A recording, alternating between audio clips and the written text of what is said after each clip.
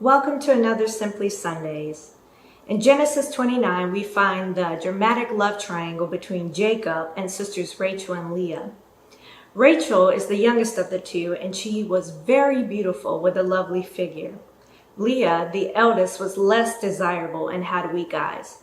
Now you can imagine that although Leah was the eldest, she lived in the shadow of her younger, more beautiful sister. Everywhere Leah went, she was either overlooked or disdained. She had to live and deal with the thought that she was not enough. The story goes that Jacob loved and wanted to marry Rachel, but was tricked by Laban, the sister's father, into marrying Leah. Because of this trickery, not only does Jacob not love Leah, but he despises her. After a week of wedding celebrations, Jacob marries Rachel, the sister he wanted all along. Can you fathom the embarrassment and rejection Leah must have felt when Jacob marries Rachel? I mean, here Leah was, full of hope that even though she might not be keen on her father's deceitful plan, thinking maybe this might just work out for me, and then to have it all blow up in her face. Now she's married to a man who does not want her. I wonder if there's anyone watching today who has faced some form of rejection in their life. I think rejection is a significant source of pain for many of us because we all desire to be loved, chosen, and accepted.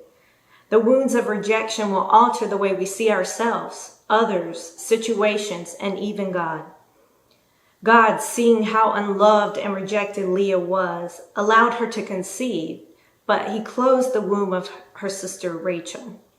Through this, God was showing Leah that she was already loved, accepted, and chosen. But rejection can cause us to think if we can just do so-and-so, win their affection and approval, or achieve this accomplishment, then we will feel happy, loved, chosen, and accepted. Leah was no different. Her first 3 sons with Jacob, she thought each time maybe this son will cause Jacob to love me and choose me. But Jacob's feelings toward her remained the same. And this caused all kinds of jealousy, envy, and strife between Rachel and Leah. It wasn't until her 4th son, Judah, that she thought to herself, I'm not going to hope for any change from Jacob. I'm going to offer praise to God instead because ultimately he's the one that deserves my loving devotion. Even though Jacob's feelings toward Leah never changed, God allowed her to be a part of an incredible heritage, a genealogy that led straight to Jesus Christ from her son Judah, the child she simply praised God for. And even though Jacob chose Rachel, God chose Leah. Maybe like Leah, you've been the one overlooked or experienced rejection in your life.